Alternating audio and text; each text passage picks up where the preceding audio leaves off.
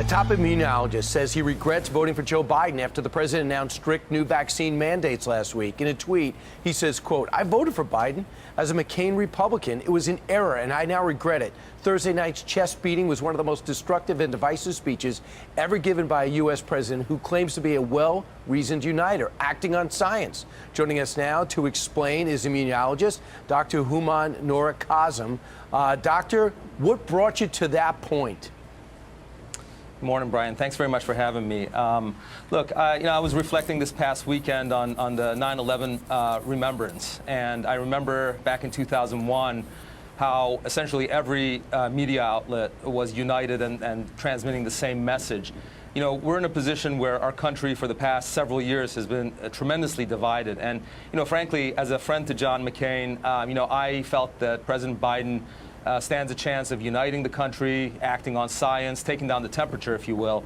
And, on Thursday, I finally came to the recognition as an immunologist, based on the rigidity of this mandate and the massive blunder that's contained within it, that this is not happening. I have to say, the mandate as it stands, essentially has opened the door to discrimination against about 80 to 100 million Americans who are naturally immune. I mean, these folks are essentially being discriminated against.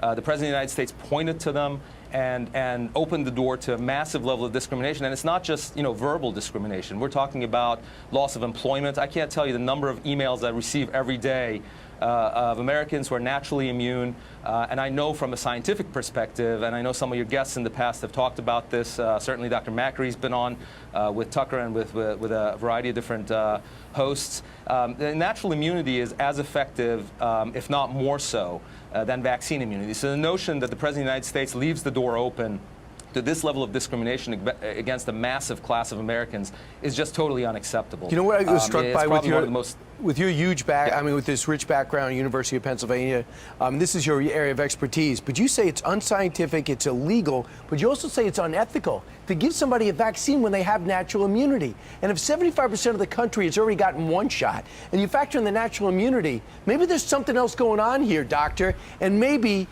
people who aren't vaccinated aren't villains as they're being made out to be.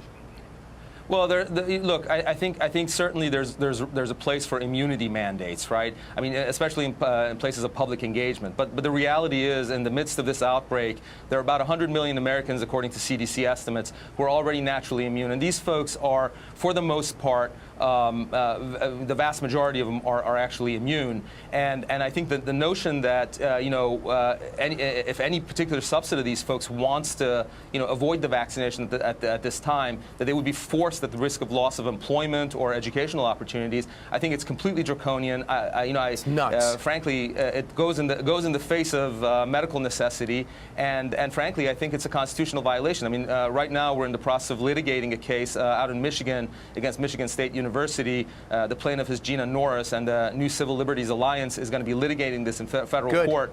The idea is this actually an unconstitutional thing when it comes to the class of millions of Americans who are naturally immune? I believe it's medically, ethically, incorrect, and certainly it's very likely that it's constitutionally a violation as well. And I can't tell you, as someone apolitical like you, a doctor who's an expert in the field saying it has so much weight.